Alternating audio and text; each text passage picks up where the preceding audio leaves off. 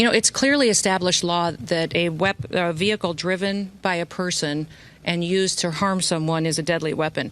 Deadly force is perfectly lawful when a threat is faced by a weapon. So I do believe that this officer used his training in this situation, and we'll let the FBI continue the investigation to get it resolved. So just to be clear, did the shooting happen before or after the vehicle hit the officer? I know you keep asking that, but that doesn't mean that the FBI is going to give you an answer today. There will be an investigation. We want to make sure that it's factual. What I would ask is that as we go forward from here today, that we all remember that our job is to have peaceful discussions. I'd encourage our local law enforcement and state law enforcement to work with us. We are going to continue to operate here in Minneapolis and in the state of Minnesota to make sure we're going after dangerous criminals. One of the key focuses that we've had here is a focus on individuals who are sexual predators and are involved in child exploitation. When I was just here yesterday, we arrested individuals who were charged with criminal assault and sexual assault and people that exploited children. Why would you want to keep them on your streets? President Trump has promised to go after the worst of the worst, and that's exactly what we're doing in Minneapolis. By not working with us, Governor Walz and Mayor Fry are putting those criminals and prioritizing them over our children and our grandchildren. And that's simply not true. He said that to me on the phone, too, so I'll get him the documentation that he needs so that he knows that we would love to coordinate with him. He doesn't give us access to any information on criminals, let us know who he's detained, doesn't honor our detainers, and has individuals and criminals in his jurisdiction that he won't turn over us today, too. Yes. Can you explain the difference between that instance and today? Was a firearm discharged then? If not, what was the difference? I won't speak to that case right now, but we can get you the details and the information on that. But the facts of the matter is he's an experienced officer. He's been in situations like this before, and he certainly has been out there and followed his training today.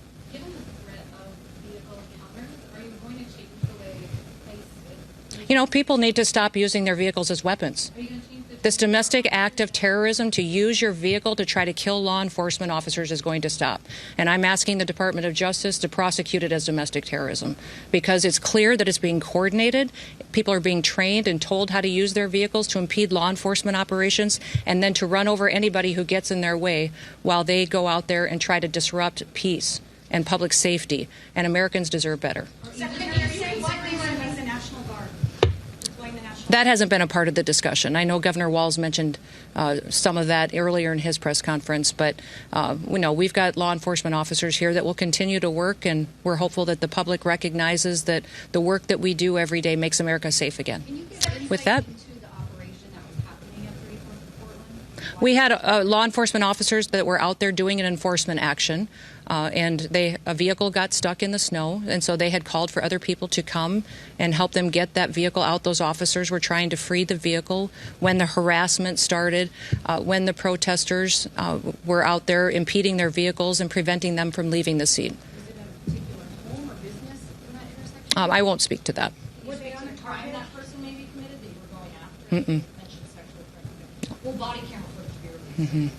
I will let the FBI decide. Were they on target today when they were in that neighborhood? They were returning back to headquarters, I believe, to start a new operation, had just completed one. Well, thank you. What's that?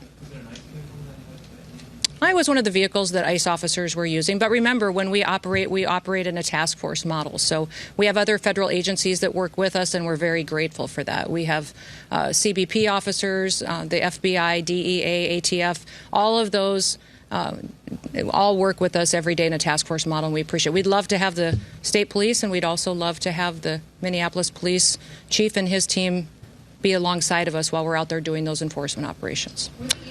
With that, we'll get you more information as it is revealed, but thank you and everybody.